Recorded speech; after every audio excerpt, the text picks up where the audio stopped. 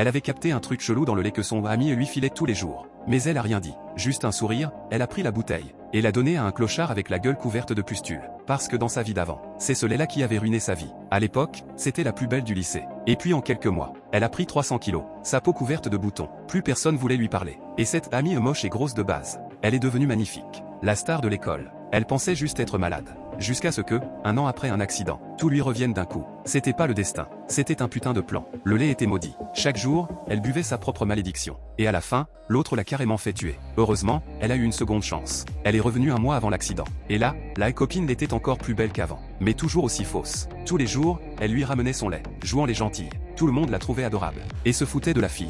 Au début, elle savait pas trop comment esquiver. Mais après quelques moqueries, elle a eu une idée. Elle a expliqué qu'elle était au régime et qu'elle ne pouvait pas boire de lait. L'autre afin d'être blessée, en disant qu'elle avait préparé cette bouteille spécialement pour elle. Et qu'il serait dommage de la gaspiller si elle ne la buvait pas. La fille a alors saisi la bouteille et a demandé fort s'il y avait quelqu'un dans la classe qui en voulait. Elle a affirmé qu'elle ne voulait pas gâcher un si beau geste de la part de son ami. Plusieurs camarades ont dit qu'ils n'avaient pas encore pris leur petit déjeuner, et que ce lait tombait à pic.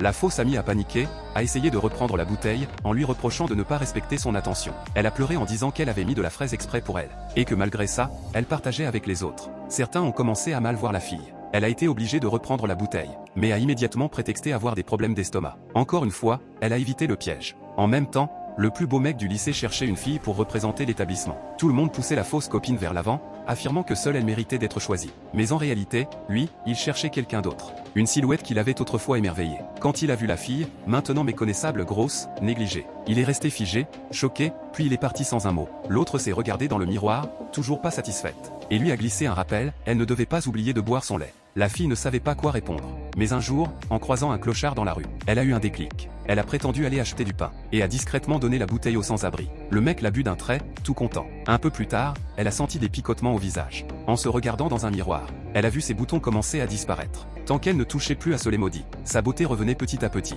Elle a donc décidé de porter un masque, et d'attendre le bon moment. De son côté, le beau mec n'avait toujours pas trouvé la fille qu'il cherchait. Mais la fausse copine étant jolie, il l'a invitée à un stage intensif dans l'entreprise de son père, en vue d'un concours de beauté. Tout le monde l'a félicité, disant qu'avec ce genre de piston, elle allait forcément gagner. Elle rayonnait de fierté. Quand la fille s'est approchée, la fausse copine lui a demandé si elle avait bien bu le lait. La fille a confirmé. Alors l'autre, très satisfaite, a précisé qu'elle serait absente une semaine, mais que quelqu'un continuerait à lui livrer les bouteilles chaque jour. Les camarades ont encore vanté sa générosité, mais elle a aussi remarqué que la fille portait un masque. Elle s'est approchée, l'air inquiète, et soudain, a changé de ton. Elle l'a insulté, disant que son visage était écœurant. Mais à ce moment précis, tous les élèves présents se sont figés, choqués, car ils venaient de remarquer quelque chose d'horrible, non pas sur le visage de la fille, mais sur celui de la fausse amie.